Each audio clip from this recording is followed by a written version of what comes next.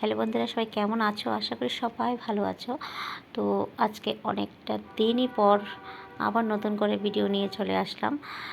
তো অ্যাকচুয়ালি কী হয়েছে, মানে এতটা ব্যস্ততার মধ্যে বা এতটা অনেক কিছুর মধ্যে দিয়ে কাটাচ্ছিলাম যে ভিডিওটা করব ওইরকম প্রস্তুত মনের দিকতে ছিলাম না, তাই ভিডিও করতে পারছিলাম না। কিন্তু ভালো লাগছিল না কবে ভিডিওটা আমি দেব, কবে থেকে ভিডিওটা আমি শুরু করব, ওইরকম একটা অস্থির লাগছিল যে কবে ভিডিও করব। আমি তো অনেকটা দিন যাবৎ ভিডিও করতে পারছি না। তো যারা ভিডিও করো নিশ্চয়ই জানো, সব দিক দিয়েই ভালো থাকতে ভালো খারাপ সময় সবার জীবনে আসে, তার মধ্যেও একটু মনের ব্যাপার থাকতে হয়, আর তার জন্যই ভিডিওটা করা হয় না। তো যাই হোক, আজকে থেকে ভিডিও শুরু করছি। আশা করছি এখন থেকে ভিডিওটা আর বন্ধ হবে না। তো আজকে বানাচ্ছিলাম লাউ পাতা দিয়ে ভর্তা, তাই ভাবলাম আজকে লাউ পাতার ভর্তা দিয়ে আমার নতুন করে ভিডিওটা শুরু করি।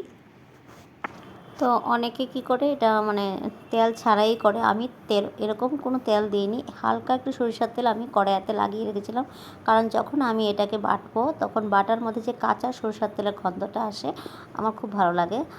তার জন্য হালকা একটু তেল দিয়ে আমি পাতাটা দিয়েছিলাম। তো তো এদিকে আমার কিন্তু মজানোটা পাতাগুলোকে ভালো করে মজিয়ে নিয়েছি, নিয়ে আমি একটু হালকা করে ভিতরে এগুলোকে একটু নেড়ে নেব, নেড়ে টেড়ে আমি বাটতে বসবো।